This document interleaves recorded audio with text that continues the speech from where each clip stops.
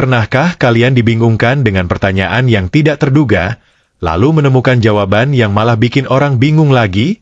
Begitulah yang terjadi ketika Abu Nawas, sang pemikir cerdas dan penuh humor, ditanya tentang isi kitab Injil oleh seorang pendeta. Jawabannya membuat seluruh desa terdiam, tertawa, dan bahkan merenung. Tapi, apa jawaban itu? Yuk, simak kisah seru ini yang penuh kejutan, tawa, dan pelajaran hidup. Assalamualaikum, sahabat-sahabat yang saya cintai.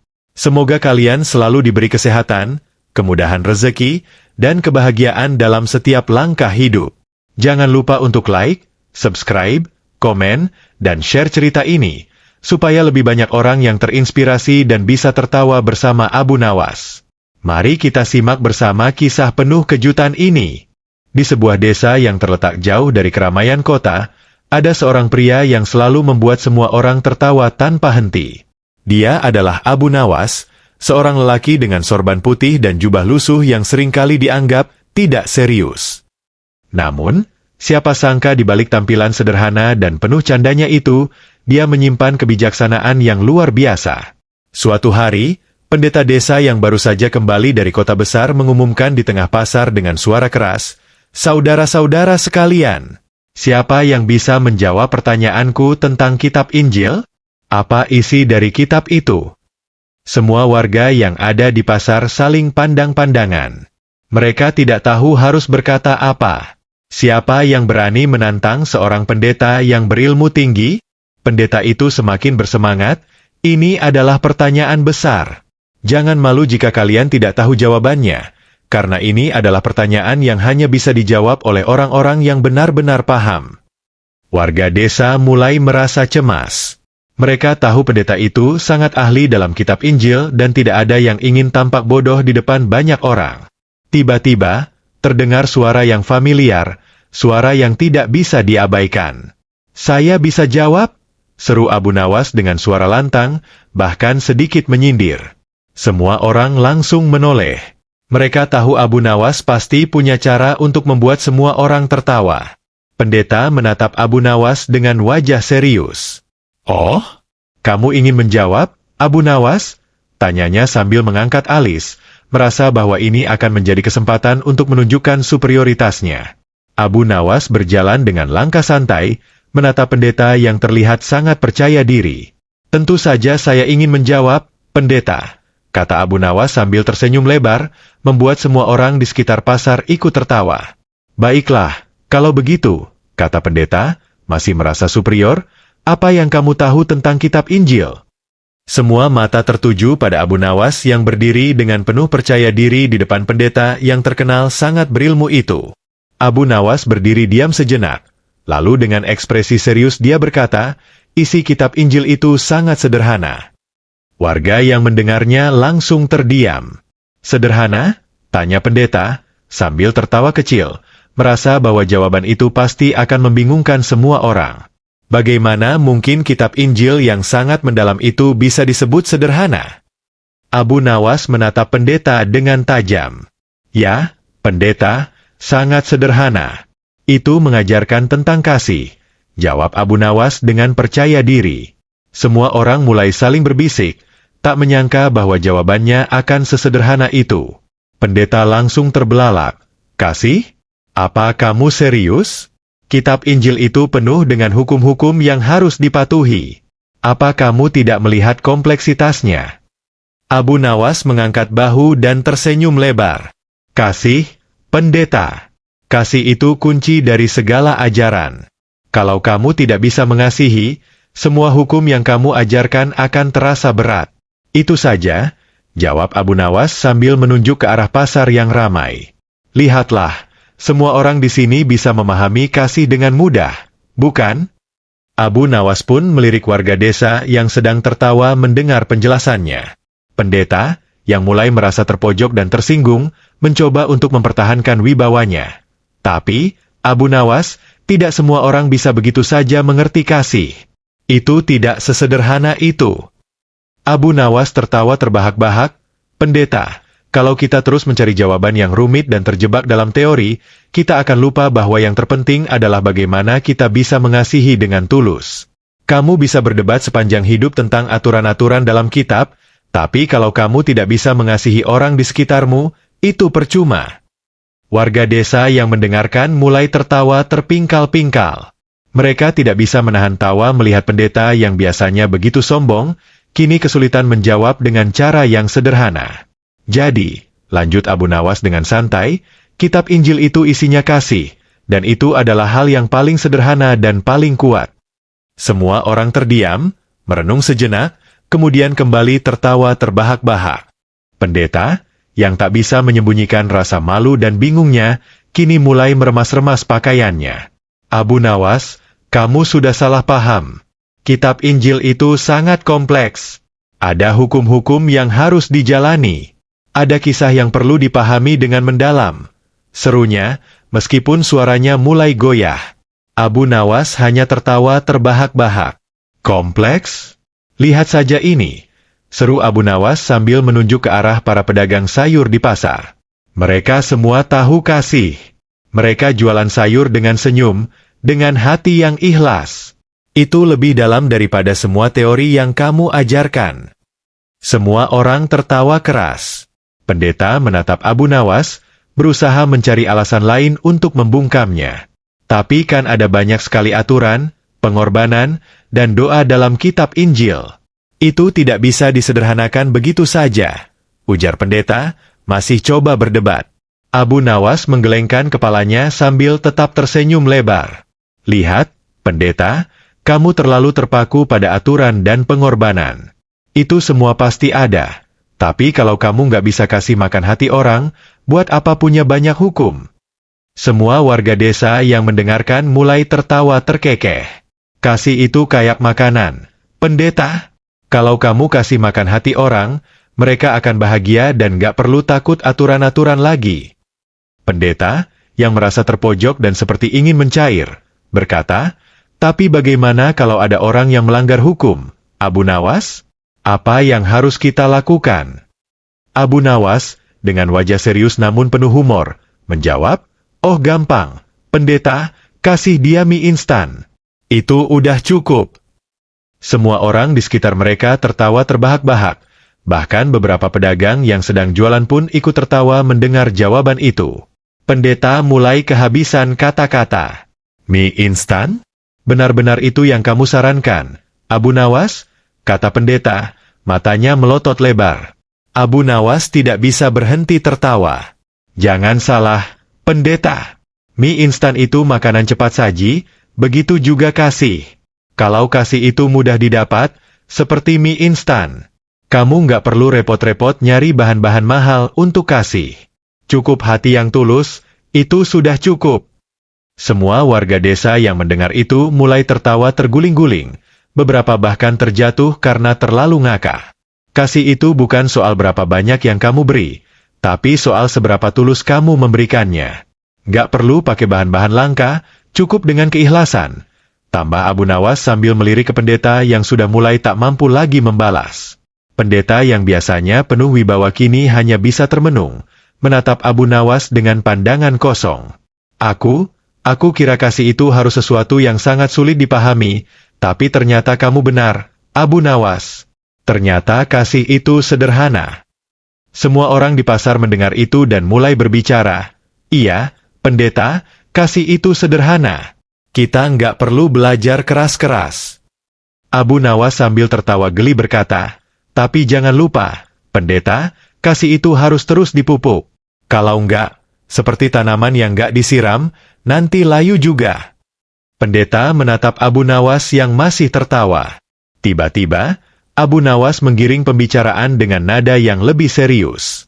Begini, pendeta, kasih itu bukan hanya milik orang baik-baik saja.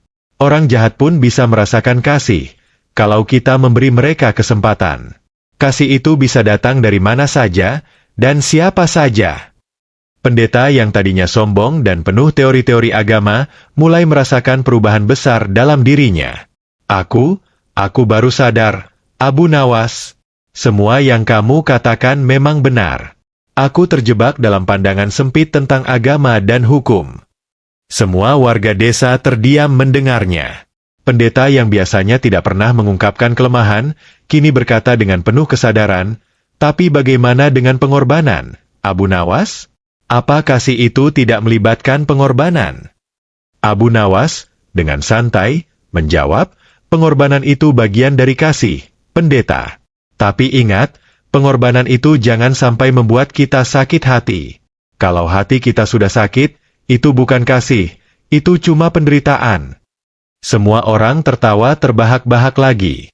Pendeta mulai merasakan betapa lelahnya ia bertarung dengan teori yang rumit, dan mulai sadar bahwa kasih yang tulus jauh lebih penting daripada aturan-aturan yang bisa membuat hidup terasa berat.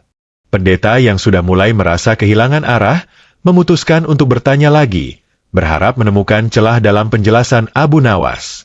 "Baiklah, Abu Nawas, aku mengerti tentang kasih.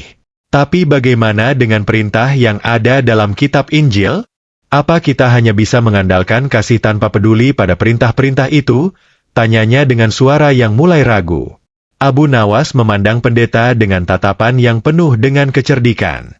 "Pendeta," kata Abu Nawas sambil tertawa, "perintah itu hanya seperti petunjuk arah. Jika kamu tahu arah menuju tujuanmu, kamu nggak perlu terus-terusan melihat peta." Semua orang yang mendengarkan mulai terbahak, bahkan ada yang tertawa sampai terpingkal-pingkal. "Kasih itu adalah tujuan, pendeta. Perintah-perintah itu cuma jalan menuju kasih. Tapi kalau jalan itu bikin kamu bingung, ya lebih baik pakai GPS kasih aja," tambah Abu Nawas dengan gaya seperti sedang memberikan kuliah humor di depan kelas. Pendeta yang semakin frustasi mencoba bertahan. "Jadi, kamu bilang kalau kita nggak perlu terlalu mengkhawatirkan perintah-perintah itu? Bahwa kita cukup mengandalkan kasih saja?" Abu Nawas menatapnya dengan serius, tapi tetap dengan senyum lebar yang mengundang tawa. "Ya, pendeta, tapi kasih itu nggak bisa dipaksakan. Kalau kasih itu dipaksakan, ya nggak kasih namanya. Itu namanya paksaan." Warga desa yang mendengarnya langsung tertawa terbahak-bahak. Coba bayangin, kalau kasih itu dipaksakan, pasti rasanya kayak makan bakso yang kuahnya nggak ada. Enak sih, tapi kosong. Abu Nawas berkata dengan nada santai. Semua orang yang mendengarnya tertawa begitu keras, hingga ada yang hampir jatuh dari tempat duduknya. Pendeta, yang semakin malu karena semua orang justru tertawa terbahak-bahak, merasakan seperti seluruh dunia mendukung kata-kata Abu Nawas. "Tapi, Abu Nawas, apa yang kamu katakan itu berisiko. Kalau kita tidak mengikuti perintah, bagaimana kita bisa tahu apakah kita sudah benar-benar mengikuti jalan Tuhan?" tanya pendeta, berusaha keras untuk tetap tampil bijak. Abu Nawas dengan senyuman penuh makna menjawab, "Pendeta, hidup itu seperti naik sepeda. Kalau kamu terlalu fokus lihat pedalnya, kamu nggak bakal menikmati pemandangannya. Kamu harus terus mengayuh dengan kasih, dan jalan akan terlihat jelas sendiri." Warga desa mulai menertawakan penjelasan Abu Nawas, beberapa bahkan tertawa sampai meneteskan air mata. "Kamu jangan cuma ngeliat pedal, pendeta. Harus lihat ke depan, biar nggak nabrak pohon," tambah Abu Nawas dengan nada lucu. "Tapi, kalau kamu nabrak pohon, setidaknya kamu belajar untuk lebih hati-hati," kata Abu Nawas sambil tertawa terbahak-bahak, membuat semua orang semakin terpingkal. Pendeta yang semakin tertekan mulai menunduk, tidak tahu apa lagi yang harus dia katakan. Aku mengerti, Abu Nawas," kata pendeta, suara bergetar, "kasih itu lebih penting daripada aturan-aturan. Tapi, apa kita bisa hidup hanya dengan kasih?" Abu Nawas melangkah maju, mendekati pendeta dengan ekspresi yang lebih serius. "Kasih itu seperti makan nasi, pendeta. Kalau cuma makan nasi tanpa lauk, ya enak sih, tapi lama-lama juga bosan. Kamu butuh lauk, yaitu perintah-perintah itu, supaya hidupmu lebih berbumbu." Pendeta yang mulai terbawa suasana itu tak bisa menahan tawa. "Lihat, pendeta, kita memang butuh perintah, tapi kalau kita cuma makan perintah, hidup kita akan terasa kering dan hambar. Yang kamu butuhkan adalah kasih yang jadi lauknya," kata Abu Nawas sambil menunjukkan gerakan makan yang dramatis. Semua orang tertawa terbahak-bahak, beberapa bahkan menepuk tangan saking terhiburnya. Abu Nawas benar-benar berhasil membuat semua orang yang hadir merasa terhanyut dalam cerita. Pendeta yang sudah tidak bisa lagi membantah menggelengkan kepala, tersenyum kecut, dan berkata, "Abu Nawas, kamu benar-benar membuat aku sadar. Semua aturan yang ada dalam kitab Injil tidak ada artinya kalau kita tidak mengikutinya dengan kasih." Abu Nawas tersenyum lebar. "Tentu saja, pendeta. Kasih itu yang membuat semua aturan jadi bermakna. Kalau kamu kasih tanpa batas, kamu nggak akan merasa tertekan dengan aturan itu. Sebaliknya, kalau kamu cuma pakai aturan, ya kamu hanya akan merasa seperti robot yang nggak bisa menikmati hidup." Semua warga desa berdiri, memberi tepuk tangan meriah. Abu Nawas berhasil membuat pendeta yang sangat berwibawa itu tak berdaya, sambil memberi pelajaran tentang bagaimana kasih bisa menyatukan segalanya. "Pokoknya, kalau kamu punya kasih, pendeta, aturan apapun bisa kamu jalani dengan senyum," kata Abu Nawas dengan penuh semangat, dan semua orang tertawa, bertepuk tangan, dan merasakan pelajaran hidup yang dalam namun dibalut dengan canda tawa yang tak terlupakan.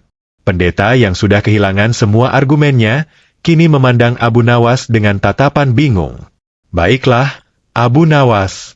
Aku akui kamu punya banyak cara menjelaskan hal-hal yang rumit dengan sangat sederhana. Tapi, kamu yakin kasih itu bisa menggantikan semua perintah dan hukum?" Pendeta bertanya dengan suara lemas, hampir seperti menyerah. Abu Nawas, yang masih dengan senyum lebar, mendekatkan wajahnya kepada pendeta. "Pendeta, kasih itu kayak sambal. Kalau kamu nggak suka pedas, ya, kamu nggak bakal ngerti kenikmatannya. Tapi kalau kamu coba, wah, pasti hidup kamu lebih berwarna." Warga desa yang mendengarnya langsung tertawa terbahak-bahak. "Sambal? Emang perintah itu sambal, Abu Nawas?" tanya seorang warga. "Iya, sambal itu bisa bikin hidupmu lebih pedas. Tapi kalau kasihnya banyak, rasanya jadi enak," jawab Abu Nawas dengan penuh semangat. Semua orang di pasar pun tertawa, bahkan ada yang sampai terjengkang saking lucunya. Pendeta yang hampir kehilangan kewarasannya mulai menggelengkan kepala, tidak bisa menerima kenyataan. "Jadi, kasih itu seperti sambal? Wah, aku benar-benar tidak tahu harus berkata apa lagi," kata pendeta dengan nada frustrasi. Abu Nawas pun menepuk pundaknya dengan lembut. "Nah, itu dia, pendeta. Kamu udah mulai paham. Kasih itu seperti sambal. Semakin pedas, semakin bikin hidup kamu bersemangat." Abu Nawas melanjutkan, "Tapi, ingat, jangan sampai kebanyakan sambal, nanti perut kamu sakit." Tiba-tiba, Abu Nawas berpura-pura meringis, memegang perutnya, dan berakting seperti orang yang menderita karena makan sambal terlalu banyak. Warga desa langsung tertawa terbahak-bahak. "Hati-hati ya, kalau kasihnya kebanyakan, bisa bikin perasaan jadi sensitif." "Loh?" ujar Abu Nawas sambil tertawa. Pendeta yang masih merasa kocar-kacir akhirnya mulai tertawa juga, merasa bahwa perdebatan ini telah berakhir dengan cara yang sangat lucu dan penuh pelajaran. Pendeta mulai lebih santai, walaupun masih ada sedikit rasa malu yang menghinggapinya. "Abu Nawas, sekarang aku paham. Kasih itu bukan hanya tentang perasaan yang manis, tapi juga tindakan yang membangkitkan semangat," kata pendeta, akhirnya mengakui kebijaksanaan Abu Nawas. "Tepat sekali," jawab Abu Nawas, "kasih itu seperti rempah-rempah yang bisa bikin hidup kita lebih berwarna. Kadang kita butuh sedikit garam, sedikit gula, sedikit cabai. Semua itu perlu dipadukan dengan hati yang tulus." Abu Nawas berpura-pura memasak di depan pendeta, mencampur berbagai bumbu seolah-olah sedang membuat hidangan lezat. "Lihat, pendeta, jika kamu mencampurkan semuanya dengan benar, kamu akan dapatkan rasa yang pas. Begitu juga dengan kasih. Cinta itu perlu disesuaikan dengan situasi, seperti bumbu yang pas di makanan." Semua orang tertawa keras melihat penampilan Abu Nawas yang sangat ekspresif, bahkan ada yang jatuh terpingkal-pingkal. Pendeta yang mulai terbuka dengan pemikiran Abu Nawas akhirnya menenangkan diri.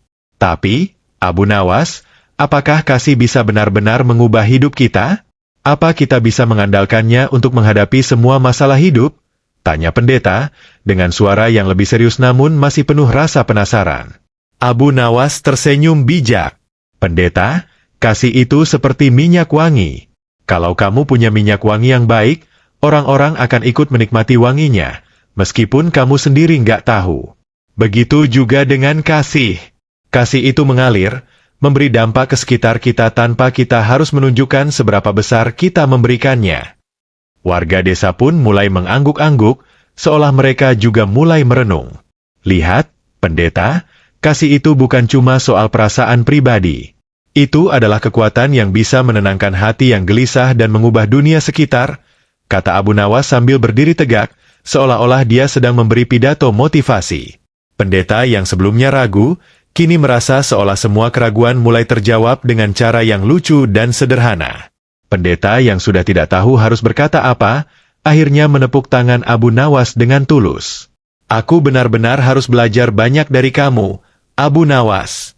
Aku selalu terpaku pada aturan, tapi sekarang aku sadar, kasihlah yang membuat semua itu bermakna. Abu Nawas, dengan rendah hati, membungkukkan tubuhnya.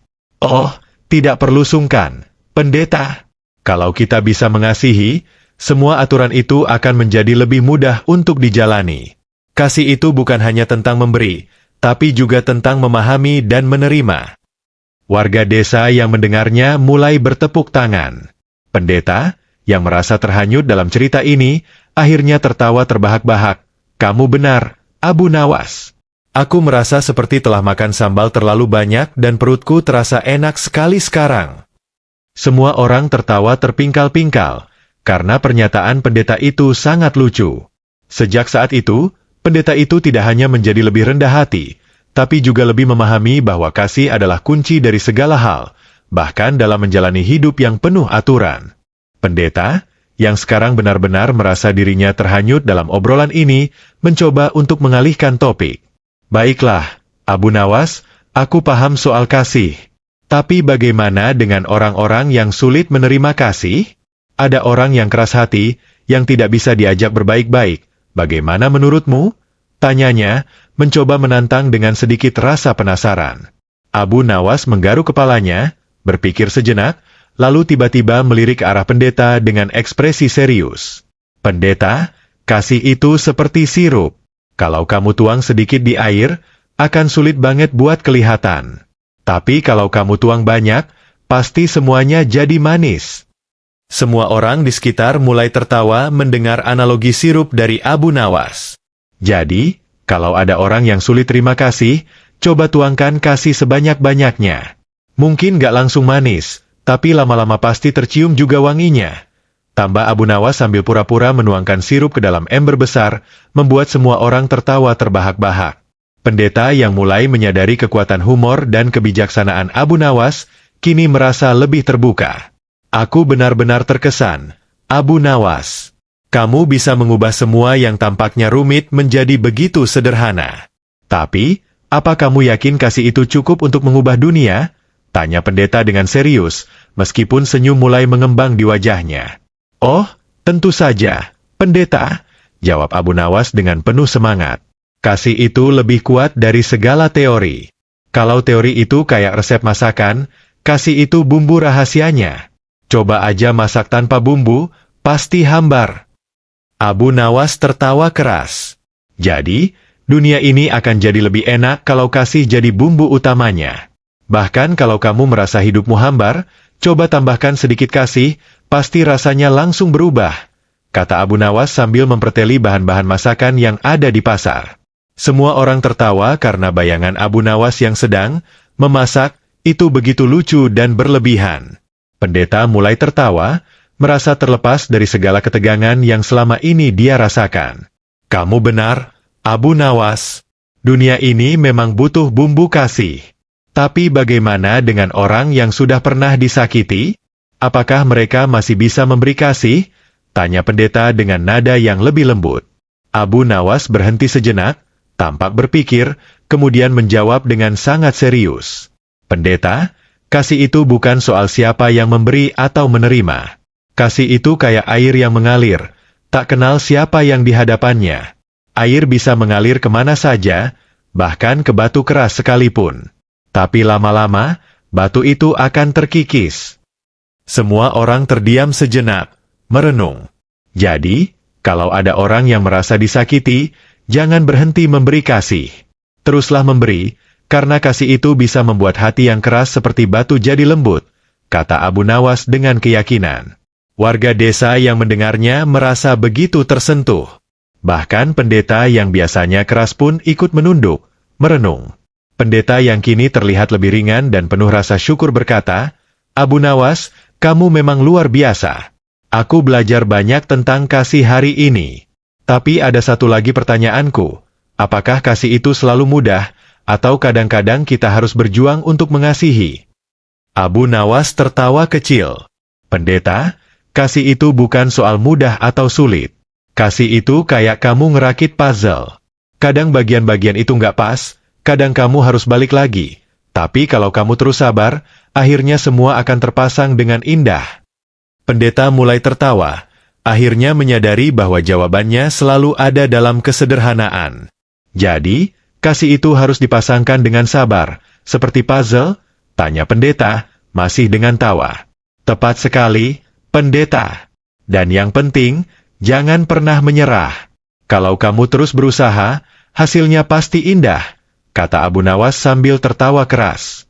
Semua orang di pasar kini tertawa bersama, terhanyut dalam cerita dan kebijaksanaan yang penuh humor. Akhirnya, setelah semua tawa dan pelajaran hidup yang mengalir seperti air, pendeta berdiri dan menepuk bahu Abu Nawas. Abu Nawas, aku harus mengakui, aku telah belajar lebih banyak hari ini tentang kasih daripada yang aku pelajari selama bertahun-tahun di seminar-seminar agama. Semua orang mulai bertepuk tangan, memberi penghargaan kepada Abu Nawas yang telah membimbing mereka dengan cara yang penuh keceriaan dan kebijaksanaan. Jadi, pendeta, kata Abu Nawas dengan gaya humoris, kesimpulannya adalah kasih itu bukan hanya untuk dipelajari, tapi untuk dirasakan dan dibagikan. Kalau kamu cuma belajar terus tanpa kasih, kamu seperti kuliah agama yang gak pernah lulus ujian. Warga desa tertawa terbahak-bahak, dan pendeta pun tak bisa menahan diri untuk ikut tertawa. Kasih itu benar-benar bumbu rahasia dalam hidup, Abu Nawas. Terima kasih untuk segalanya, ujar pendeta, dengan senyum lebar. Semua orang di pasar kembali merasakan kedamaian yang luar biasa, sambil terus tertawa menikmati kebijaksanaan yang sederhana namun begitu menginspirasi. Cerita ini mengajarkan kita bahwa kasih, meskipun tampak sederhana, adalah kekuatan terbesar yang bisa mengubah hidup. Abu Nawas, dengan kebijaksanaan dan humor yang luar biasa, berhasil mengungkapkan bahwa kasih bukan hanya tentang memberi, tetapi juga tentang penerimaan dan kesabaran. Melalui analogi lucu seperti sambal, sirup, dan bumbu masakan, Abu Nawas menunjukkan bagaimana kasih mampu mengatasi segala tantangan, bahkan dalam menghadapi perintah-perintah yang tampaknya berat. Kasih adalah fondasi dari setiap ajaran hidup, dan dengan kasih, dunia bisa menjadi tempat yang lebih baik. Pertanyaan legendaris yang bikin ilmuwan pusing, bikin debat tak pernah selesai. Tapi siapa sangka, justru Abu Nawas punya jawaban paling nyeleneh, paling lucu, dan paling bikin mikir. Bahkan Raja Harun al-Rashid sampai bengong tak bisa tidur gara-gara jawaban kocak Abu Nawas. Gimana sih kisah lengkapnya?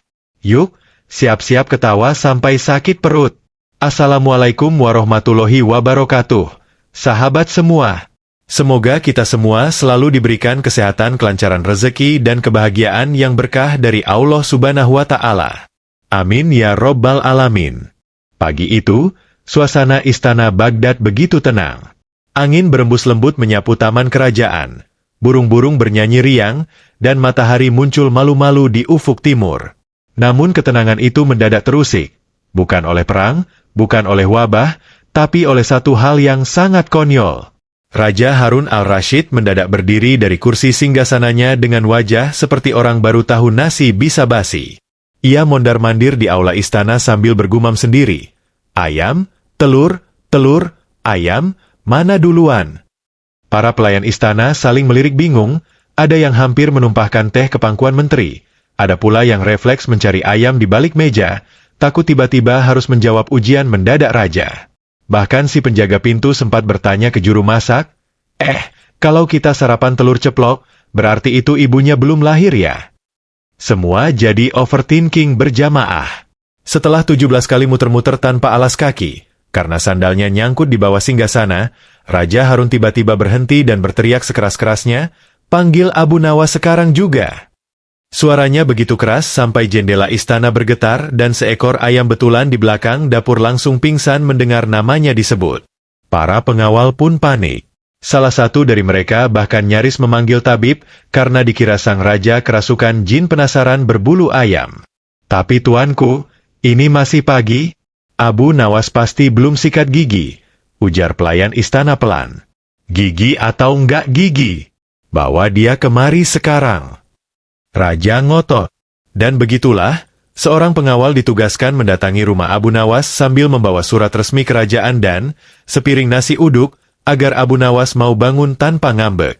Karena semua orang tahu, Abu Nawas kalau bangun tidur tanpa sarapan, bisa ngajak ayam debat beneran. Di rumahnya yang mungil dan penuh tumpukan buku bekas serta sandal jepit ganjil genap, Abu Nawas tengah ngorok dengan suara seperti kereta sapi mogok. Saat pintu digedor, ia membuka mata setengah sadar dan menggumam, siapa yang berani ganggu mimpi saya ngobrol sama telur dinosaurus? Saat pintu dibuka, ia melihat pengawal kerajaan membawa sepucuk surat resmi dan sepotong tahu isi. Wah, pagi-pagi dapat surat cinta dan camilan gratis. Jangan-jangan saya menang undian istana? Katanya santai sambil ngucek mata dengan ujung sorbannya. Begitu dibaca, matanya langsung melotot. Ditanya ayam atau telur? Ya ampun, raja bener-bener udah masuk fase iseng maksimal. Dengan cepat, ia mandi semprot, pakai jubah bolong kesayangannya, dan langsung naik keledai istana menuju kerajaan. Di sepanjang jalan, ia sempat-sempatnya nyanyi lagu, ayamku bertelur satu, dimasak jadi dua, sambil goyang pundak. Begitu sampai di istana, Abu Nawas langsung disambut rombongan pelayan seperti tamu agung. Wah, tumben saya disambut kayak pahlawan perang. Jangan-jangan raja mau angkat saya jadi menteri peternakan? Candanya. Ia berjalan ke aula dengan gaya jalan model ayam jantan.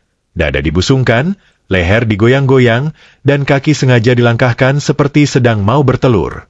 Begitu sampai di hadapan raja, ia memberi hormat ala pelawak. Hamba datang membawa jawaban, atau setidaknya kebingungan baru, ucapnya dengan senyum nakal. Raja, yang sudah 3 jam tidak bisa tidur gara-gara mikirin ayam dan telur, langsung berkata serius, Abu Nawas, jawab dengan jujur dan ilmiah. Aku ingin tahu, duluan mana, ayam atau telur? Semua menteri, pelayan, bahkan ayam dapur yang numpang lewat, mendadak terdiam. Suasana berubah seperti sidang skripsi, tapi dosennya lagi lapar. Abu Nawas memutar otaknya cepat seperti blender rusak. Ia mendekat ke sang raja, lalu tiba-tiba berkata dengan penuh wibawa, Tuanku, sebelum hamba menjawab, izinkan hamba melakukan observasi ilmiah langsung di TKP. Raja mengernyit. TKP? Abu Nawas dengan mantap menjawab, tempat kejadian peneluran. Raja makin bingung. Di mana itu? Abu Nawas menjawab, kandang ayam istana. Seketika, suasana berubah kacau. Raja langsung berdiri, para menteri saling dorong, pelayan istana ngeluarin buku catatan, dan seekor ayam betina langsung ngumpet di balik pagar. Mereka semua berbondong-bondong menuju kandang ayam istana dengan ekspresi wajah seperti mau ikut ujian nasional. Tak pernah dalam sejarah kerajaan, seekor ayam mendapatkan begitu banyak perhatian dari manusia sekaligus, hanya karena jadi saksi hidup pertanyaan abadi umat manusia. Mana yang lebih dulu, ayam atau telur?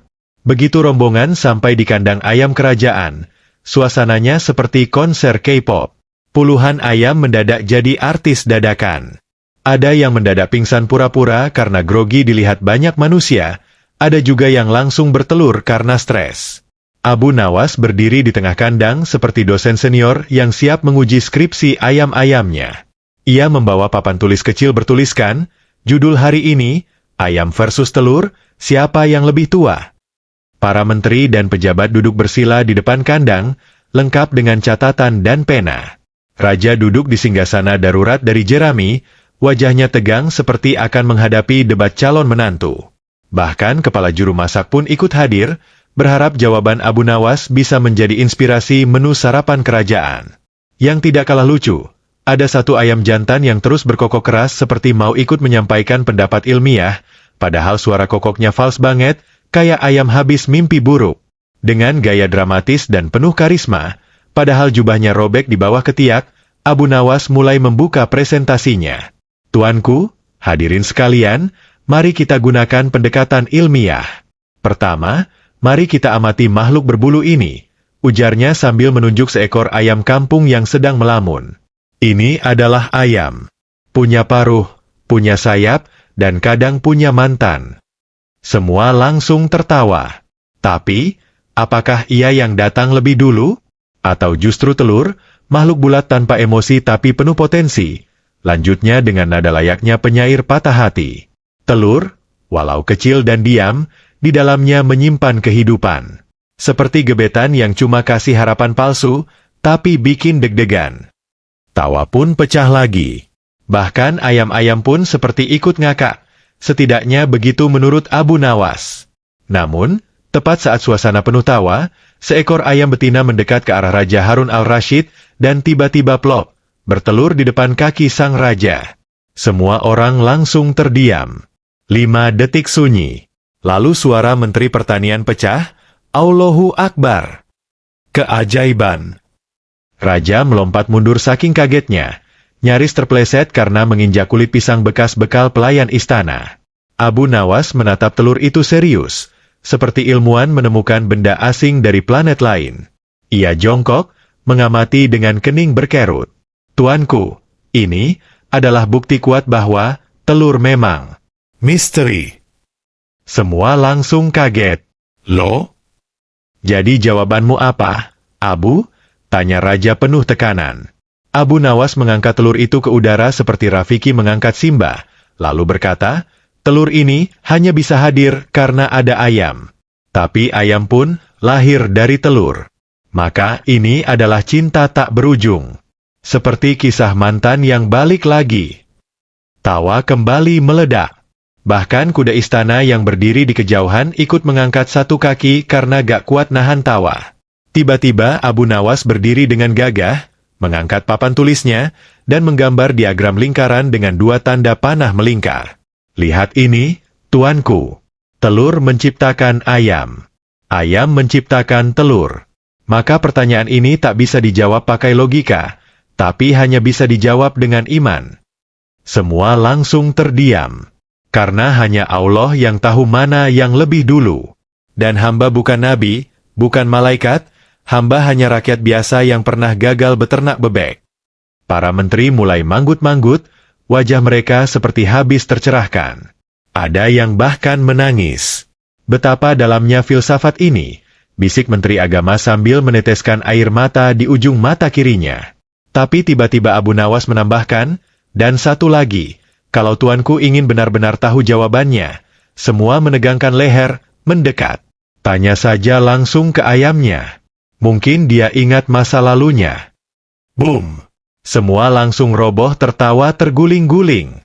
Raja sampai gelinding ke tumpukan jerami. Namun justru di puncak tawa itulah, muncul satu konflik tak terduga. Si ayam betina yang bertelur tadi, mendadak mengeluarkan suara keras, lalu mematuk telurnya sendiri sampai pecah.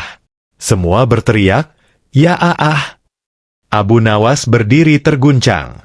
Saksi utama kita dibongam. Teriaknya seperti detektif yang kehilangan barang bukti. Raja memegang kepalanya, seolah habis ditampar kenyataan. Ini lebih berat dari pengkhianatan menteri pajak, gumamnya.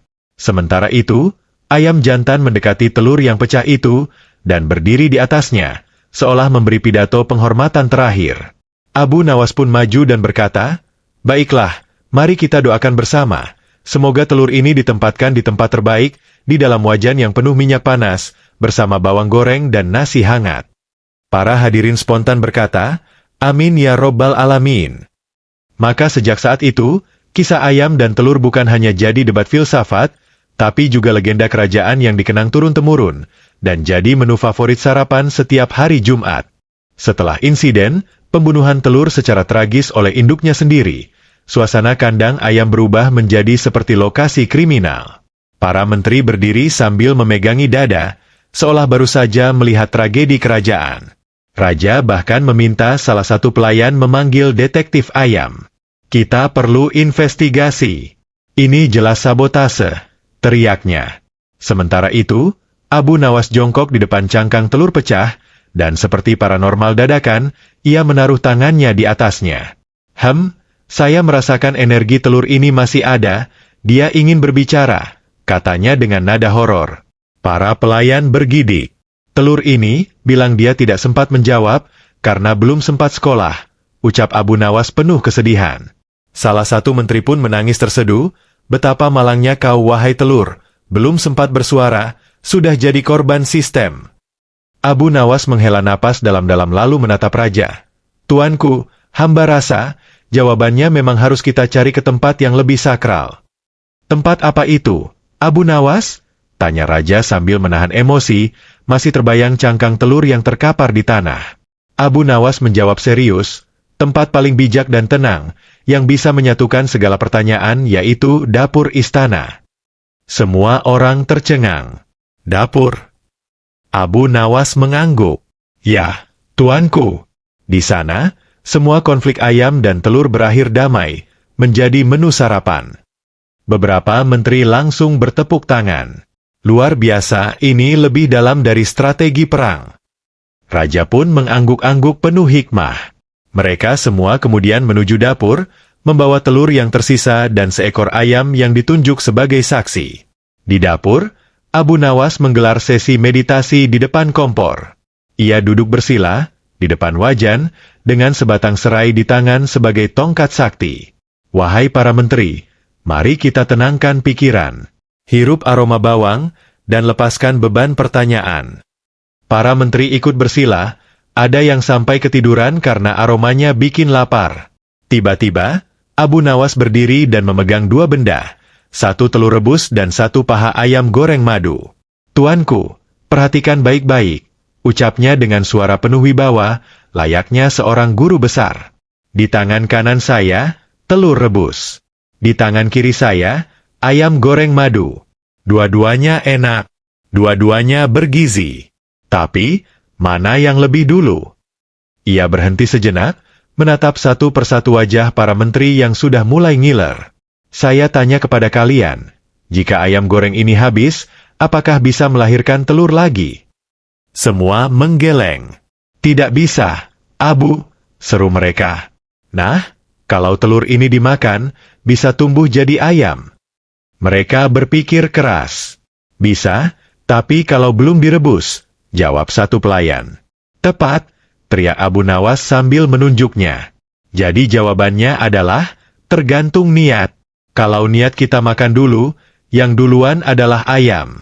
Tapi kalau niat kita menetaskan, yang duluan adalah telur. Semua langsung menepuk jidat. Ya ampun, filosofi makanan. Raja Harun al-Rashid pun mendadak termenung. Ia memandang telur rebus di tangan Abu Nawas, lalu menatap ayam goreng madu dengan haru. Jadi, selama ini kita hanya bertanya mana duluan, tapi kita lupa bersyukur keduanya ada, ucapnya dengan suara serak. Semua hadirin mengangguk setuju. Bahkan kepala dapur istana menangis sambil memeluk baskom sambal. Abu Nawas pun menambahkan, Tuanku, hidup ini bukan tentang siapa lebih dulu, tapi siapa yang lebih bermanfaat. Telur yang ditetaskan bisa jadi kehidupan. Ayam yang dimasak bisa jadi kebahagiaan. Maka, jangan tanya siapa dulu, tapi tanyakan, siapa yang terakhir kamu makan. Semua langsung tertawa lagi. Benar, karena yang terakhir dimakan, pasti bikin kenyang, teriak Menteri Keuangan sambil mengangkat centong nasi. Abu Nawas pun berdiri dan membuka jubahnya, lalu memperlihatkan kaos dalam bertuliskan, tanyakan dirimu, bukan telurmu. Spontan semua bertepuk tangan. Seisi dapur gegap gempita seperti nonton konser dangdut. Namun suasana mendadak hening ketika raja berkata, Abu Nawas, pertanyaan terakhir dariku. Semua mata kembali menegang. Abu Nawas menatap sang raja penuh hormat. Ya, tuanku, tanya Abu Nawas. Raja mendekat, lalu berbisik. Kalau begitu, menurutmu, duluan mana, nasi goreng atau nasi putih? Abu Nawas langsung jatuh terduduk. Tuan, itu pertanyaan level Mahaguru, jawabnya pelan. Raja tertawa terbahak-bahak. Sudah cukup, Abu Nawas. Kau berhasil membuatku tertawa, berpikir, dan lapar. Para menteri pun ikut tertawa. Pelayan dapur segera menyajikan telur dadar istimewa sebagai penghormatan untuk telur legendaris yang gugur. Dan hari itu pun ditetapkan sebagai Hari Filosofi Sarapan Nasional di Kerajaan Baghdad. Sejak saat itu, setiap kali rakyat berdebat soal hal-hal sepele, mereka akan berkata, "Sudahlah, jangan kayak telur dan ayam, mending kayak Abu Nawas, ketawa dulu, mikir belakangan." Hari berganti malam. Tapi kerajaan Baghdad belum juga tenang. Isu, ayam atau telur, telah menyebar seperti gosip panas di pasar. Di warung kopi, para bapak-bapak berdebat sambil main catur, kalau telur dulu, kenapa ayam bisa berkokok? Lah justru karena ayam berkokok, telur bisa takut keluar. Sementara itu, emak-emak majelis taklim sibuk bertanya, kalau ayam goreng tepung itu, dulunya ayam apa telur? Atau jangan-jangan, tepungnya duluan? Bahkan anak-anak kecil mendadak main tebak-tebakan, apa bedanya ayam sama telur? Yang satu bisa selfie, yang satu bisa diceplok. Semua orang ikut-ikutan jadi filsuf dadakan. Di pinggir jalan, penjual bubur sampai mengganti spanduk warungnya menjadi, "Bubur ayam filosofi, campur aja jangan debat." Abu Nawas pun hanya bisa geleng-geleng kepala melihat rakyatnya semakin tenggelam dalam kegalauan ayam dan telur. "Astagfirullah, ini sudah jadi wabah logika," gumamnya sambil mengelus janggut yang tak seberapa panjang. Karena situasi makin kacau, Raja akhirnya memutuskan menggelar forum akbar bertajuk, Debat Terbuka Nasional, Ayam atau Telur. Bertempat di alun-alun kerajaan, lengkap dengan panggung besar, spanduk raksasa, serta tenda makanan gratis. Diundanglah para pakar dari segala bidang, ahli biologi, ustadz kampung, dukun beranak, tukang sate, bahkan mantan pacar Menteri Pertanian yang katanya pernah mimpi dikejar telur raksasa. Abu Nawas ditunjuk sebagai moderator. Dengan jubah kebesaran berwarna ungu tua, yang sebenarnya hasil pinjaman dari teater tradisional, ia berdiri di atas podium sambil membawa lonceng. "Baik, hadirin sekalian, pertama yang bicara, Profesor Ayam dari Universitas Cakar Merah." Profesor Ayam, yang sebenarnya lebih mirip pedagang unggah senior, maju sambil bawa diagram ayam bertelur dalam bentuk gulungan daun pisang. Ia berkata, "Saya percaya ayam lebih dulu, karena telur tidak bisa jalan-jalan." Disambut tepuk tangan meriah dan satu ibu-ibu yang nyelutuk, "Betul, telur mana bisa ke pasar sendirian?" Kemudian giliran kelompok pro telur bicara. Dipimpin oleh Ustadz Kuning, yang selalu membawa telur rebus di dalam tasnya, ia berkata lantang, "Saudara-saudaraku, telur adalah simbol kehidupan. Bahkan dalam kisah para nabi pun, Allah menciptakan sesuatu dari yang tidak terlihat, dan itulah telur." Para pendukung langsung berseru, "Masya Allah, hidup telur." Namun Abu Nawas tiba-tiba membunyikan lonceng. "Ding! Mohon maaf Ustadz, pertanyaan dari rakyat, kalau telur rebus, apakah tetap bisa menghidupkan ayam?" Semua langsung terdiam. Ustadz menghela napas, "Ya, tidak bisa sih." Abu Nawas tersenyum. "Berarti ini bukan soal lebih dulu, tapi soal nasib. Telur yang direbus, tidak akan pernah tahu rasanya jadi ayam." Tiba-tiba suasana berubah sunyi. Seorang anak kecil di tengah kerumunan berkata pelan, "Jadi, kayak kita ya, kalau salah jalan, gak bakal sampai tujuan." Semua mata berkaca-kaca. Abu Nawas berbisik, "Anak ini, calon wali." Diskusi pun memanas. Salah satu peserta debat, seorang kakek tua bernama Pak Daud, maju dengan langkah gemetar sambil membawa foto kenangan ayam kesayangannya bernama Ningrum. "Saya tidak tahu mana yang lebih dulu. Yang saya tahu, Ningrum selalu bertelur jam 5 pagi, katanya pelan. Semua terdiam, menunggu lanjutannya. Dan tiap kali saya bangun kesiangan, Ningrum diam. Ia tidak bertelur." Suaranya bergetar, karena rupanya, ayam juga butuh perhatian. Air mata mulai mengalir di pipi Pak Daud. "Sejak Ningrum mati, saya sadar, kita terlalu banyak bertanya, sampai lupa memelihara yang ada." Suasana menjadi haru. Bahkan ayam penjaga istana yang tadinya teriak-teriak, kini hanya menunduk khusyuk. Abu Nawas pun berdiri dan bertepuk tangan. Pak Daud, Anda tidak hanya memelihara ayam, Anda memelihara makna hidup. Seketika penonton berdiri dan berteriak, "Hidup Ningrum! Hidup Ningrum!" Sebuah lagu sendu dimainkan oleh grup Marawis Istana dengan irama Ayam Den Lapeh versi religi. Tepat saat semua orang hampir tenggelam dalam air mata dan kebijaksanaan, Abu Nawas naik kembali ke atas panggung. Ia mengangkat tangan tinggi-tinggi dan berkata dengan nada tinggi layaknya orator revolusi, "Saudara-saudaraku." Semua menoleh. Setelah mendengar para ahli, para ustadz, para pedagang, bahkan kenangan manis ayam bernama Ningrum, ia berhenti sejenak, menatap seluruh rakyat Baghdad yang kini duduk tenang. Aku simpulkan bahwa pertanyaan ini tidak akan pernah selesai. Karena yang lebih penting dari ayam dan telur adalah bagaimana kita menyikapi hidup dengan rasa syukur. Semua bertepuk tangan. Tapi kemudian ia melanjutkan, namun, sebagai bentuk penghormatan, izinkan hamba menjawab secara resmi dan final, siapa yang lebih dulu? Semua menahan napas. Yang lebih dulu adalah, semua makin tegang, adalah ayam goreng crispy, karena dia selalu datang lebih dulu di meja makan. Tawa meledak seperti mercon di malam takbiran. Bahkan raja sampai jatuh dari kursinya sambil tertawa berguling-guling. Seseorang teriak, "Panggilkan dokter." Ada yang ketawa sampai kejang. Sungguh, hanya Abu Nawas yang bisa menjadikan pertanyaan rumit menjadi tawa yang menyatukan seluruh negeri. Keesokan harinya, suasana Baghdad masih belum tenang. Meskipun Abu Nawas sudah memberi jawaban final, masyarakat tetap membahasnya di mana-mana. Di warung bubur, muncul poster bertuliskan, "Diskon telur jika Anda tim ayam duluan." Sementara tukang sate bikin promo, "Ayam duluan, gratis kerupuk." Bahkan di sekolah, murid-murid menulis esai berjudul, "Aku dan Telurku." Karena tak ingin kekacauan berlarut, Raja Harun al-Rashid mengumpulkan seluruh rakyat di alun-alun dan menyatakan, mulai hari ini, siapapun yang bertanya, ayam atau telur duluan, akan dikirim belajar langsung ke kandang ayam selama 3 hari 3 malam. Tiba-tiba seorang bocah kecil tunjuk tangan. Kalau saya tanya, ayam duluan atau mantan duluan menikah, boleh gak? Semua langsung meledak tawa. Bahkan Raja sampai lemas dan berkata, "Abu Nawas, lihat.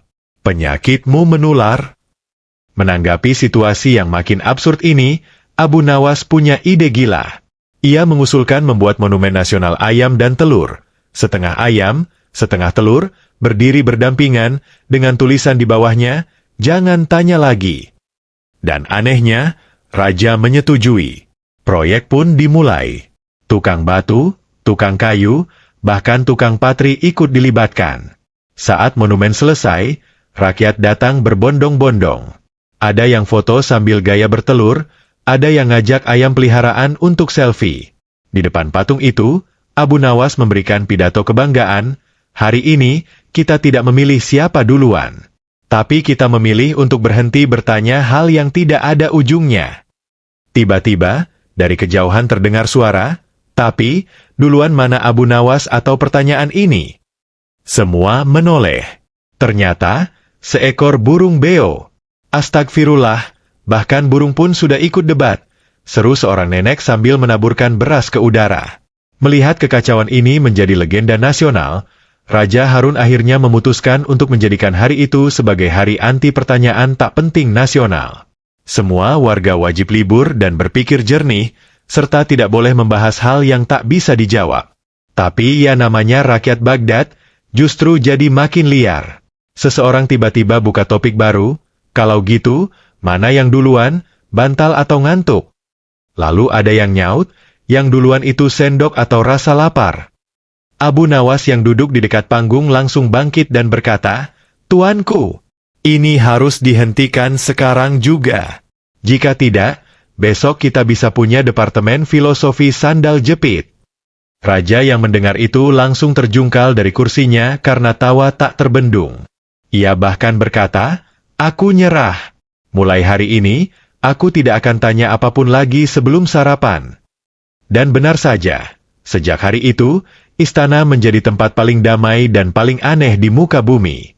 Tiap pagi, sebelum rapat kerajaan, Semua menteri wajib sarapan sambil tertawa. Di setiap ruangan dipasang poster Abu Nawas bertuliskan, "Kalau ragu, makan dulu." Bahkan pelajaran di sekolah pun diubah. Matematika diganti dengan logika telur, pelajaran sejarah berubah jadi jejak ayam di zaman dulu, dan olahraga diganti dengan lomba gaya ayam bertelur. Abu Nawas diangkat jadi penasihat utama urusan logika nyeleneh. Ia punya kantor sendiri dengan nama resmi, Departemen Urusan Pertanyaan Aneh Tapi Menghibur. Setiap hari, orang dari seluruh penjuru negeri datang membawa pertanyaan aneh, kenapa mie instan gak pernah sesuai gambar bungkus? Atau, kalau cicak copot ekor, apakah dia juga kehilangan mantan? Abu Nawas menjawab semuanya dengan santai, sambil ngopi, dan sesekali ketawa ngakak sendiri sampai terguling dari kursinya. Dan begitulah, pertanyaan, ayam atau telur duluan, bukan lagi jadi beban pikiran rakyat Baghdad, tapi jadi bahan tertawaan yang menyatukan semua. Abu Nawas telah mengubah sesuatu yang rumit menjadi ringan, sesuatu yang membuat bingung menjadi bahan candaan. Tapi di balik semua kelucuannya, ada pelajaran hidup yang diam-diam menusuk. Kadang kita terlalu sibuk mencari jawaban dari hal yang tak penting, sampai lupa bersyukur atas apa yang sudah ada di depan mata. Dan saat malam tiba, di beranda rumahnya, Abu Nawas duduk memandangi langit sambil berkata lirih, "Ayam dan telur mungkin tak pernah tahu siapa lebih dulu, tapi yang pasti, kita harus jadi manusia yang tahu kapan harus berhenti bertanya dan mulai tertawa." Lalu ia menggigit roti isi telur ayam kampung dengan senyum lebar. Kamera pun menyorot perlahan. Fade out, dengan tulisan besar di layar, "Terima kasih, Abu Nawas, sudah menyelamatkan telur nasional." Bayangkan satu orang melawan 5 pemuka agama dari 5 penjuru dunia. Tapi yang paling mengejutkan bukan siapa yang menang, melainkan bagaimana Abu Nawas bisa membuat semuanya tertawa, menangis, dan akhirnya terdiam. Hanya dengan satu benda sederhana di tangannya. Siap-siap perut keram karena ngakak, dan hati mencelos karena pesan mendalam di akhir cerita ini. Assalamualaikum warahmatullahi wabarakatuh. Semoga kalian semua selalu dalam lindungan Allah, diberi kesehatan, kelancaran rezeki, dan umur yang berkah. Jangan lupa bantu channel ini dengan like, subscribe, komen, dan share ke teman-teman kamu ya. Karena satu klik kalian sangat berarti untuk keberlanjutan kisah-kisah luar biasa seperti ini. Yuk kita mulai. Pagi itu, langit Baghdad seolah ikut penasaran. Awan berkumpul di atas istana, angin bertiup pelan seolah sedang membisiki para pohon, hari ini bakal ada tontonan gratis. Dan benar saja, sepanjang jalan menuju istana sudah penuh sesak oleh warga kota. Dari pedagang kurma sampai penjual siomay unta ikut berdatangan. Ada yang bawa kursi lipat, ada pula yang nekat naik ke atas pohon demi bisa menyaksikan peristiwa langka, Abu Nawas versus 5 tokoh agama dunia. Bahkan kambing-kambing di pasar ikut diam sejenak, seolah menahan kentut karena penasaran siapa yang bakal menang. Di dalam istana, suasana mencekam. Para tamu agung sudah duduk berjajar di singgasana kehormatan. Sang pendeta dari Roma membawa kitab besar seberat karung beras dan mengenakan jubah ungu mengkilap seperti kain gorden baru.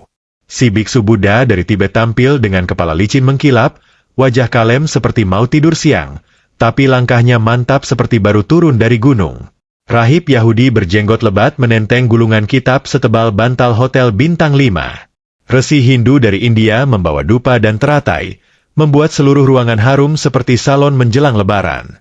Terakhir, sang filsuf Yunani berjalan pelan dengan sorban hitam, wajahnya sinis seperti habis ditipu tukang parkir. Tiba-tiba pintu besar istana terbuka. Semua mata tertuju ke satu sosok yang muncul perlahan. Ya, dia bukan nabi, bukan pangeran, tapi orang yang paling dicintai rakyat karena kelucuannya. Abu Nawas? Tapi tunggu, dia tidak datang dengan kitab atau tongkat kebesaran. Dia datang dengan ember kosong dan sandal jepit bolong. Sorban melilit miring seperti kepala habis disemprot hair dryer. "Maaf telat," katanya dengan santai sambil menepuk-nepuk bajunya yang penuh debu. "Tadi saya kejebak di pasar, ada emak-emak rebutan diskon daging kurban." Seluruh ruangan hening. Lalu, gobrak. Raja Harun al-Rashid jatuh dari singgasananya karena ngakak. Abu Nawas berjalan pelan ke kursi tengah, menaruh ember kosong di lantai dan duduk dengan gaya ala penyair yang sedang menunggu ilham. Jadi, katanya sambil mencabut sandal dan mengibas-ngibaskan kakinya, hari ini saya diundang untuk melawan 5 pemuka agama, ya? Semua angguk pelan, masih bingung apakah ini debat serius atau acara stand-up komedi. Baiklah, lanjut Abu Nawas, tapi izinkan saya bertanya dulu, kenapa saya cuma sendiri? Ini kayak pertandingan sepak bola, lawan 5 striker, tapi saya 1 kiper tanpa sarung tangan. Gak adil dong. Minimal kasih saya 1 pawang ular atau tukang bakso buat semangat. Seluruh ruangan pun pecah tawa. Pendeta langsung berdiri. Mukanya merah padam, mungkin karena jubahnya terlalu tebal atau karena merasa diremehkan. Kami datang dari jauh untuk berdialog serius, bukan untuk dilawak, katanya dengan nada tinggi. Tapi Abu Nawas malah mengangkat ember kosong itu dan berkata, saya juga serius. Lihat, saya sudah siap menampung jawaban-jawaban kosong. Semua terdiam. Lalu biksu batuk pelan, mencoba menahan tawa. Si filsuf mencibir sambil menunduk, entah sedang berpikir keras atau sedang menahan kentut. Raja pun angkat tangan. Sudah, biar lucu, tapi serius juga. Kita lanjutkan. Tapi saya minta, biarkan Abu Nawas menjawab dengan caranya sendiri. Maka dimulailah sebuah debat yang tak hanya mencerdaskan, tapi juga bikin pipi keram karena tertawa. Setelah suasana sedikit tenang, walau beberapa menteri masih cekikikan sambil sembunyi di balik sorban, pendeta Roma kembali berdiri. Ia membentangkan kitab besarnya seperti hendak menutupi matahari. Wahai Abu Nawas, katanya dengan suara berat dan logat Eropa yang kental, jika Allah itu satu, kenapa dalam ajaran kami disebutkan 3 nama untuk 1 Tuhan? Bukankah itu artinya 3 Tuhan? Semua mata menatap Abu Nawas. Tapi dia malah berdiri pelan, menghampiri ember kosong yang tadi dibawanya, lalu berkata, tolong lihat ember ini. Semua bingung. Pendeta pun menyipitkan mata, seakan-akan hendak mencari ayat di dalam ember itu. Ini kosong, ujar Abu. Sama seperti logika Anda. Seluruh istana langsung pecah. Bahkan seekor kuda penjaga istana terdengar meringkik keras dari luar, entah karena kaget atau ikut tertawa. Tapi, lanjut Abu Nawas cepat sebelum sang pendeta marah, saya paham maksud Anda.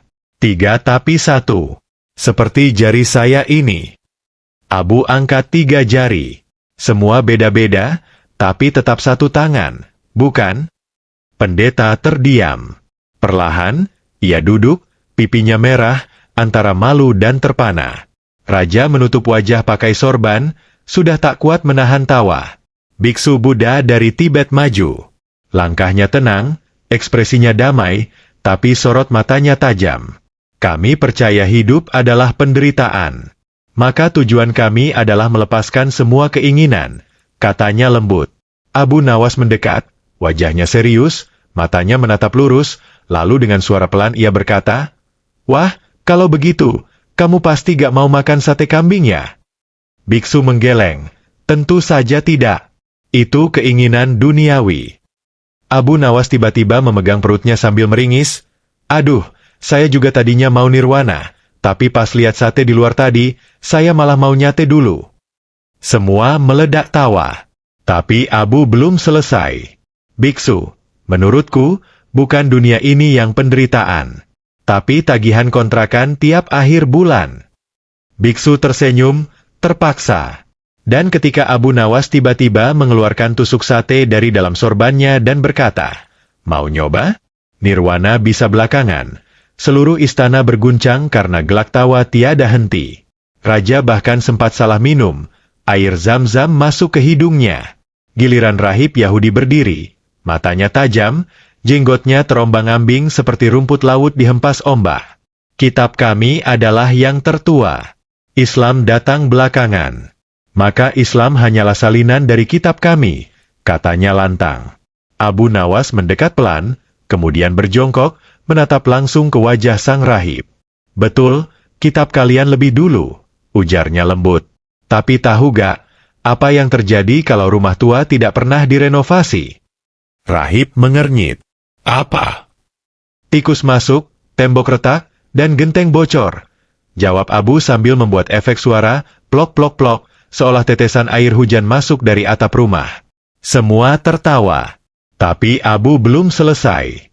Jadi menurutku, Allah mengirim Islam itu bukan karena Islam meniru, tapi karena Islam diturunkan untuk nambal genteng bocor. Rahib yang tadinya kaku mendadak ngakak, dan itu membuat seluruh istana terpingkal-pingkal. Bahkan pengawal istana nyaris jatuh terguling sambil pegang tombak. Selanjutnya, Resi Hindu dari India bangkit. Lehernya dililit bunga melati seperti mau akad nikah, dan tangannya memegang dupa menyala. Ia bicara dengan suara seperti guru yoga, kami percaya semua agama itu baik, semua menuju kebenaran. Seperti sungai yang mengalir ke satu lautan. Abu Nawas mengangguk-angguk sambil berdiri, lalu mengambil ember kosong tadi, menuangkan air dari teko ke dalamnya sambil berkata, benar, benar sekali. Semua sungai menuju laut. Tapi, pernah gak kalian sadar, gak semua laut itu sama? Resi mengernyit, apa maksudmu? Abu tersenyum, ada laut yang bersih, bisa dipancing, bisa berenang. Tapi ada juga laut mati. Tidak ada ikan, tidak ada kehidupan. Dan berbau. Resi kaget, apa maksudmu laut mati? Abu mendekat dan berbisik, itulah hati manusia. Kalau keras, ya isinya cuma garam doang. Seisi ruangan tertawa sekaligus mikir. Seolah antara ngakak dan dapat tamparan rohani dalam satu paket. Bahkan raja sampai tepuk-tepuk paha sambil berkata, ini orang, kalau gak jadi ulama, cocok jadi pelawak. Lalu, sang filsuf Yunani berdiri. Wajahnya datar. Ekspresi dingin seperti lemari es. Saya tidak percaya Allah. Jika Allah benar-benar ada, buktikan saat ini juga. Semua menahan napas. Ini momen yang ditunggu. Tapi Abu Nawas tidak marah. Ia justru berjalan pelan ke arah filsuf itu sambil membuka satu gulungan kecil dari sakunya. Bukan kitab, tapi sapu tangan penuh tambalan. Loh, itu apa? Tanya filsuf. Abu menjawab sambil tersenyum. Ini milik ibuku. Dia menjahitkannya saat aku masih kecil. Tak terlihat mewah, tapi penuh cinta. Filsuf menatap bingung. Abu lalu berkata, kau minta aku membuktikan Allah. Tapi coba tunjukkan dulu, di mana letak akalmu. Akal? Ya di dalam kepala. Bentuknya? Tak terlihat. Nah, Allah juga begitu. Semua terdiam. Lalu raja berbisik ke Perdana Menteri. Ini debat atau drama religi sih? Bikin mewek juga ya? Dan saat Abu Nawas memeluk sapu tangan itu sambil berkata pelan, yang tak terlihat, bukan berarti tidak ada. Filsuf perlahan duduk. Diam. Matanya berkaca-kaca. Dan, dari pojok istana, terdengar suara emak-emak penjajah gorengan pelan-pelan menaruh nampan karena malu ikut tertawa di saat suasana tiba-tiba jadi hikmat. Begitu suasana kembali tenang. Setelah seorang menteri dicekoki air karena tersedak akibat tertawa berlebihan, Abu Nawas kembali ke kursinya. Tapi bukannya duduk biasa. Dia malah duduk di atas ember kosong yang dibawanya tadi. Saya sengaja duduk di sini, katanya santai, biar kalau ada omongan kosong, langsung masuk ember. Hemat waktu, hemat tempat. Semua langsung terpingkal-pingkal, termasuk seekor burung beo peliharaan raja yang spontan menirukan, omongan kosong. Omongan kosong. Satu istana pun mendadak jadi pasar komedi. Tapi kemudian raja bertanya serius, apa sebenarnya maksudmu, wahai Abu? Abu Nawas menatap kelima tokoh agama dan menjawab, kalian semua membawa kitab, filosofi, bahkan dupa. Tapi saya hanya bawa cermin. Lalu ia mengeluarkan cermin kecil dari balik sorban yang kumal dan berkata, karena sebelum menghakimi orang lain, kita harus lihat dulu siapa yang ada di dalam cermin. Pendeta Roma perlahan berdiri, matanya tidak lagi marah, tapi basah. Aku datang untuk debat, tapi aku malah ditampar oleh sebuah cermin kecil. Biksu Buddha mengangguk pelan. Dalam ajaran kami, kebijaksanaan muncul dari kesadaran. Dan hari ini, aku sadar bahwa aku belum cukup bijak. Resi Hindu membungkuk sopan, sungai kami ternyata belum mengalir ke laut yang tenang, karena kami belum belajar mendengar. Rahib Yahudi menyeka jenggotnya yang basah karena air mata. Filsuf hanya menatap lantai sambil menggenggam sapu tangan Abu Nawas yang sempat diberikan sebelumnya. Semua terdiam. Dan di tengah keheningan itu, Abu Nawas malah berdiri dan kentut pelan. Sontak semua menoleh. Maaf, kata Abu Nawas santai. Bukan maksud menghina. Itu hanya pengingat bahwa kita semua masih manusia. Suasana yang tadi khusyuk mendadak meledak jadi tawa berjamaah. Pendeta sampai pegang perut. Biksu hampir jatuh dari kursi meditasi. Filsuf, senyum pertamanya muncul. Dan Raja? Raja Harun al-Rashid sampai berdiri dan berkata, ini debat apa acara sirkus? Tapi luar biasa. Baru kali ini aku melihat orang bisa membuat 5 tokoh besar agama dunia tertawa dan menangis dalam waktu bersamaan. Abu Nawas hanya nyengir.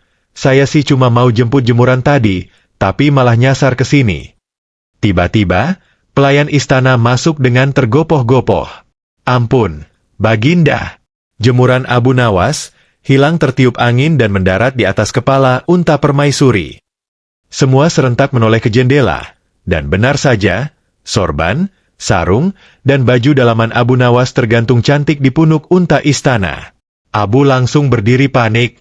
Waduh, itu sarung yang ada kantong rahasia buat nyimpan receh. Ia pun lari keluar ruangan tanpa alas kaki, disusul oleh 2 pengawal istana yang tertawa setengah mati. Para tamu masih tertawa, tapi di antara tawa itu muncul kehangatan yang tak bisa dijelaskan. Mereka tahu, mereka tak hanya datang untuk debat, tapi telah diajarkan cara tertawa dalam iman.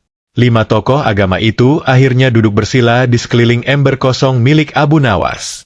Pendeta meletakkan salibnya, rahib menyandarkan gulungan kitab, biksu menaruh patung kecil di pangkuannya, resi mematikan dupa, dan filsuf hanya memeluk sapu tangan kecil dengan mata berkaca-kaca. Abu Nawas lalu datang kembali dengan 1 nampan roti dan berkata, saya gak punya banyak dalil. Tapi saya punya ini, roti hangat dan senyuman. Mereka pun makan bersama. Tidak ada lagi perdebatan. Hanya tawa. Hanya manusia. Dan dari luar jendela, seekor unta berdiri diam. Di atas kepalanya masih tergantung sarung Abu Nawas berkibar seperti bendera perdamaian. Sambil duduk melingkar bersama para pemuka agama, Abu Nawas mengunyah roti dengan gaya sok filosofis. Mata menerawang, tangan menopang dagu, dan roti terselip di sudut mulut. Tahukah kalian, katanya tiba-tiba, perut kosong dan hati kosong itu beda nasib. Pendeta langsung merespons, apa bedanya, Abu? Dengan pelan, Abu menoleh dan menjawab, perut kosong tinggal ke dapur. Tapi hati kosong, bisa nyasar ke TikTok. Semua langsung terpingkal.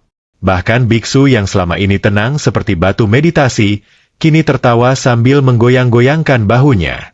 Resi Hindu memukul paha sambil bilang, ampun deh, ini manusia setengah malaikat setengah badut. Sementara filsuf, yang biasanya skeptis dan logis, kini menunduk, menulis sesuatu di tangannya. Ketika ditanya, dia menjawab, aku catat agar tak lupa kalau hati bisa kosong walau kepala penuh teori. Tiba-tiba, seekor ayam istana nyelonong masuk ke ruangan. Ya, ayam. Dengan langkah percaya diri, ia melenggang di antara para tokoh agama dan bertengger tepat di atas kepala rahib Yahudi. Semua bengong.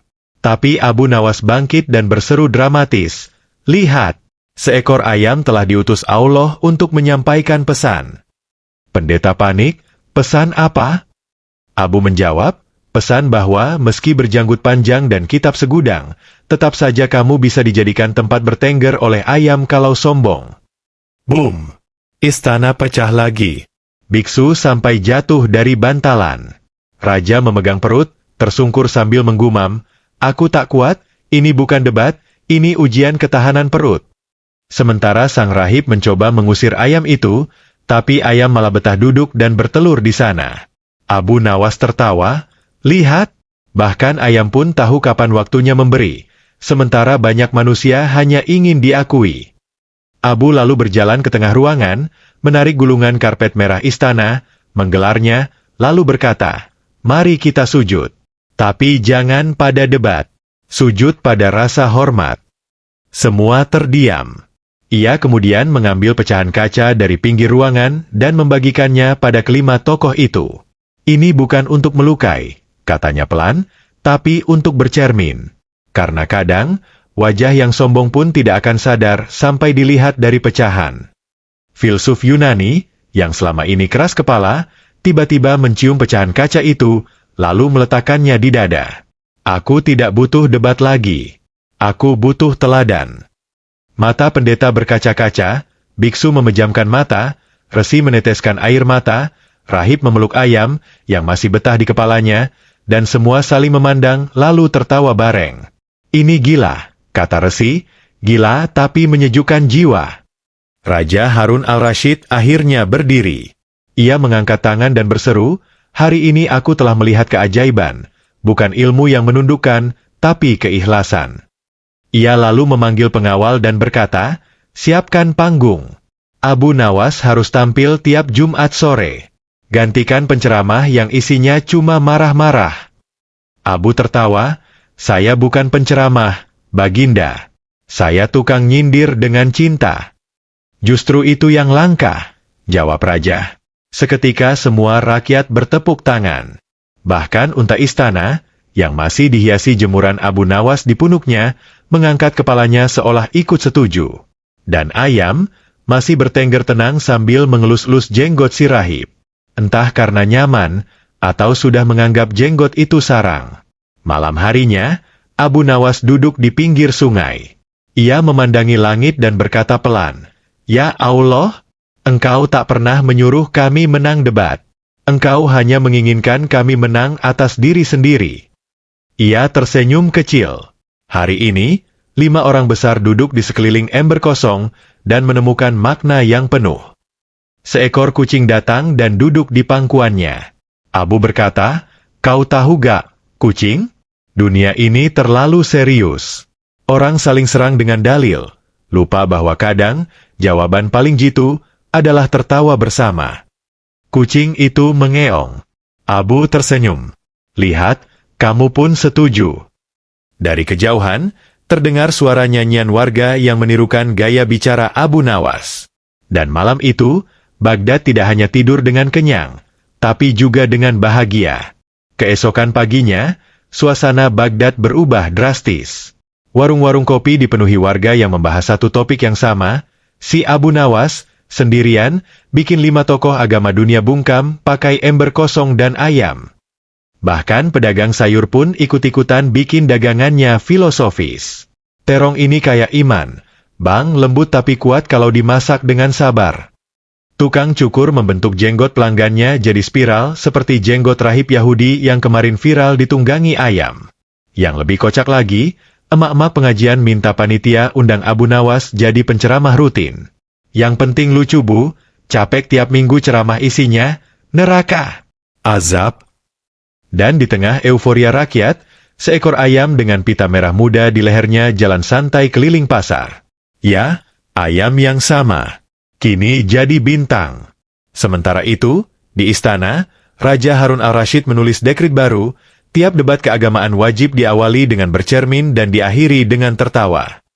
Abu Nawas pun dipanggil untuk menerima penghargaan resmi. Tapi, dia datang pakai sandal sebelah kiri dua-duanya, sorban terbalik, dan kantong baju penuh nasi uduk. Maaf, Baginda, saya mampir sarapan di warung Bu Hadijah. Nasi uduknya bikin iman makin mantap.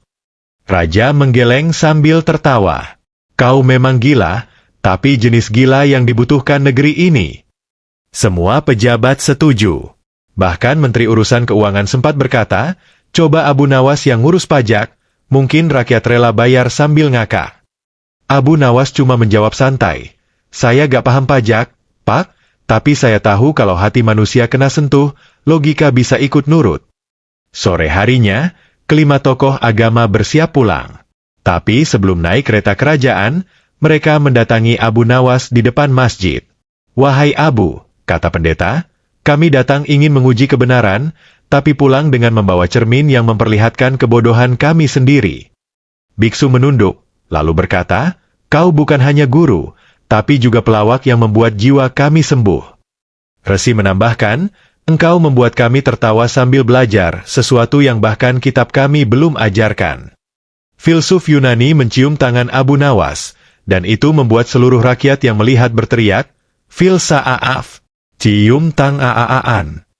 Abu tertawa kecil, lalu berkata, 5 orang datang dengan 5 kitab, 1 ember kosong, dan 1 ayam. Tapi semuanya pulang dengan satu hal yang sama, kesadaran bahwa Allah tidak pernah meminta kita menang debat, hanya menang atas ego. Dan begitulah, hari itu Abu Nawas tidak hanya menaklukkan 5 tokoh dunia, tapi juga 5 penyakit hati, sombong, iri, marah, keras kepala, dan kebiasaan memotong omongan orang. Ia melakukannya bukan dengan dalil berjilid-jilid, tapi dengan cermin kecil, ember kosong, dan 1 kalimat lucu di tengah keheningan. Bahkan ayam yang ikut dalam momen itu, kini dianggap ayam sufi. Beberapa warga bahkan mulai bikin komunitas santri pecinta ayam bertengger, lengkap dengan kaos bergambar Abu Nawas naik unta sambil megang telur. Di pojokan pasar, anak-anak sekolah menirukan gaya bicaranya, hati-hati kalau debat nanti kalah sama ayam. Seluruh Baghdad berubah, dan nama Abu Nawas makin harum. Meskipun bajunya sering bau keringat dan minyak goreng. Malam terakhir sebelum semua tokoh agama kembali ke negeri mereka, Abu Nawas menuliskan 1 kalimat di dinding masjid dengan arang. Tertawalah, sebelum debat membuatmu lupa bagaimana caranya mencintai. Besoknya, tulisan itu viral. Dibordir jadi bantal, dicetak di spanduk warung kopi, bahkan ditulis di bagian belakang kereta unta. Dan ketika ditanya oleh seorang anak kecil, "Wahai Abu, apa yang akan kau lakukan besok?" Abu Nawas menjawab sambil menguap, "Besok, saya mau cari sarung baru. Yang lama masih nyangkut di punuk unta." Semua tertawa. Semua bahagia. Dan sejak hari itu, Baghdad tak hanya dikenal sebagai negeri para ulama, tapi juga negeri yang pernah diselamatkan oleh ember kosong dan seekor ayam bijak.